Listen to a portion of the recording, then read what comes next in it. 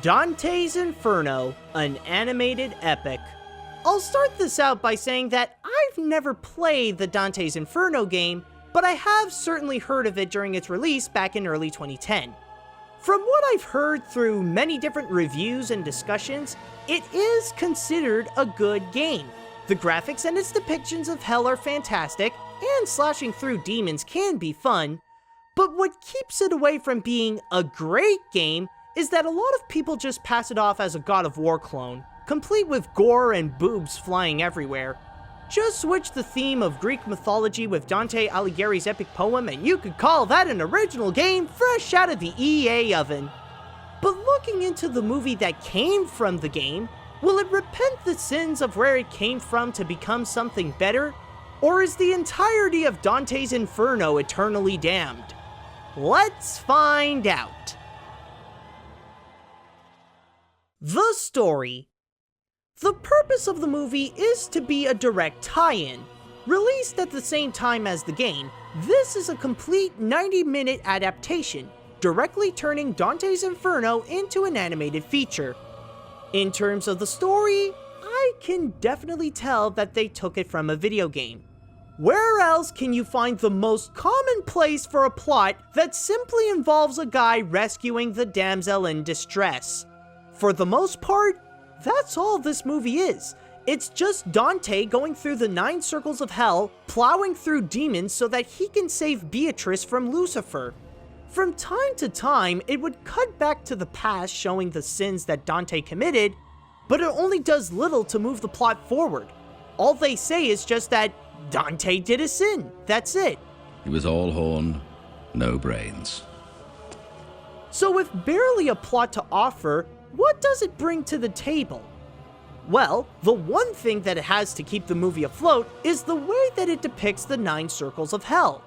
With each circle they go through, Virgil would give a good description about how a soul could get damned in there and who's running the joint. It really helps to enter in this new world of hell and brings the strongest point of the game into here as well. However, this is where the video game adaptation aspect returns to bite it in the butt. With the way it goes through all 9 circles with the addition of the flashbacks and checking up on how Beatrice is doing with Lucifer, everything feels very rushed in order to condense all this into 90 minutes. It works a lot more as a game because you can take the time to take in the atmosphere of hell and look around to check the small details. In the movie, however, Dante is in such a hurry to get Beatrice that it leaves you wanting more of the different aspects of hell. The story just took the script of the game and used that to make the movie. The only problem though is that they kinda skipped the adapting part. The animation. This is a rather unusual case with the animation. Overall, it's really good, but there's something that's just not sitting right. Let me start off by saying that there are not 1, not 2, not 3, but 6 animation studios that worked on this film.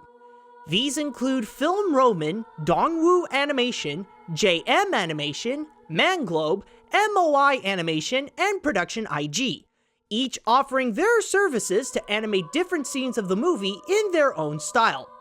What they bring out can range from either looking fantastic to pretty decent.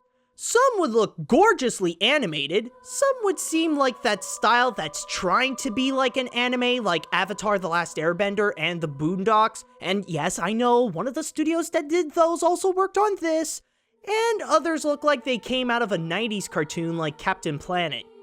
What they've done individually is pretty nice, but they seriously do not work together.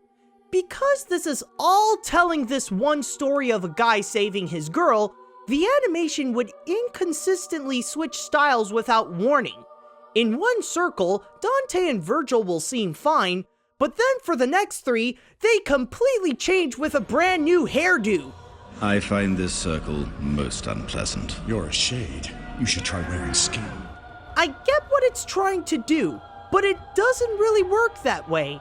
I mean, take a look at the Animatrix. The different styles it incorporates work here because each style tells a different story. As an anthology film, it emphasizes when it's going to a new chapter. Maybe if they use a different style from a different animation studio for each circle, it would have worked. But the way it's executed here makes it feel like a sudden surprise every time. However, there are some elements that do work overall. No matter where they go, Hell is an amazing place to look at as much as it is described here, and the movie is filled with some pretty intense action scenes that make it worth watching. The animation has some issues on working with the different styles, but what it did as a whole is pretty solid. The characters. Listen, the whole point of the game is to go to hell to slash through demons and battle the devil. Do you really think it'll have time to give the characters a fully developed personality, even to the film adaptation? Let's start this off with Dante, the hero that wants to save his girlfriend from the ruler of hell himself. That is literally all there is to him. Now I know this seems very complicated to sink in, but don't worry. Dante will keep reminding you of his goal throughout the movie. I seek only my beloved Beatrice and nothing more. I must save Beatrice, even if it means my death. I seek only my beloved Beatrice and nothing more. Let me pass. I only seek Beatrice. The film does try to have him more developed with his flashbacks, but again, they only say that Dante committed sins. With Beatrice, she's the damsel in distress, and yeah, that's all I can say about her. I guess throughout most of the movie she's naked. I mean, how else can we remember her? We must hurry. Beatrice can wait no longer. Oh yeah, his reminders. There is also Virgil, who is not really a character, but used more for plot convenience to guide Dante into hell, and whenever the guy is stuck from moving forward, Virgil is there to come out and say, "Don't worry, I got you, bro." And then there's Lucifer himself, who is actually quite a fascinating villain at the end when he reveals his goal, but during most of the film, he has much characteristics as Bowser. As for the other characters in the film, they're more interesting in design and concept. They're sadly glanced over, but the ones in Hell make pretty cool obstacles for Dante to overcome. The way that these characters are done really show that they're not meant for a movie. They are clearly video game characters.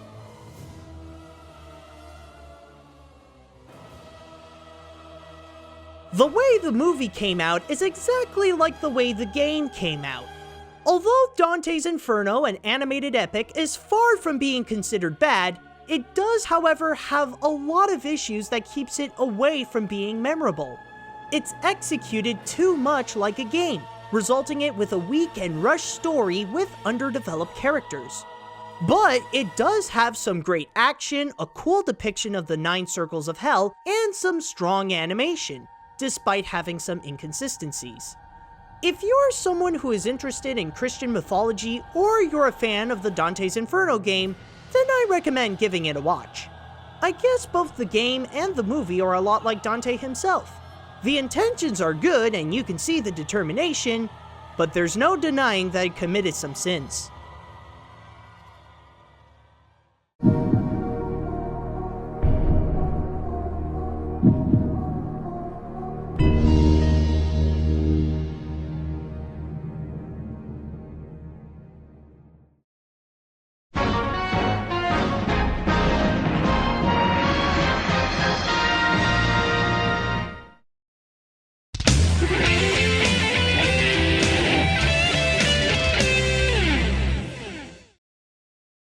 Hey guys, this is AniMat's. Hey guys, this is AniMat's. Now some of you might be wondering, since I've now seen the Dante's Inferno movie, and if you guys would want to go and check out the Dante's Inferno movie, will it give you and me an impulse to actually go and play the Dante's Inferno game? Well, if I can be honest, at least for me, no, not really, because here's the thing. The purpose of the movie is to be like a complete tie-in with the game. So, like, it's pretty much, they took the game and they turned that into movie form. and it's an animated feature on top of that, which is pretty much why I went and review it. But overall, like, it pretty much gave me a good taste of what Dante's Inferno is, and, you know, it gave me a good satisfaction of what I had with that, but not really enough to go and play, like, the main reason why the animated feature was made, which is, like, the game. And considering all the reviews that they said that this is a God of War clone, like, I've already played the God of War games. They're awesome, but, like, I don't need to play it again, but with a Dante's Inferno theme, you know? It's just, like, I've already got my fill of Dante's Inferno, so I don't really need the game. I've already had enough with the animated feature. But anyways, now that it's done with Dante's Inferno and I can come back to Earth from Hell, it's time that we move on to the next review in the animation hat. And by the way, if you guys would like to suggest an animated film you would like me to review and I would put in the animation hat, then write me an email at animatsreviews@gmail.com. Alright, so let's see what the next one shall be. Look, I keep getting... Okay, there we go, there we go. Did one fell on me? No? Okay. Maybe it's just my imagination. But anyways, the next review shall be... Let's see. And it's...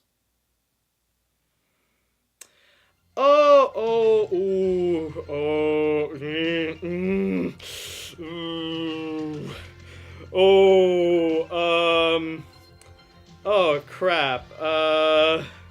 I don't have a good feeling about this one. I've heard about this, but isn't that this crappy Snow White sequel or something? I don't know. I just have a really bad feeling about this one.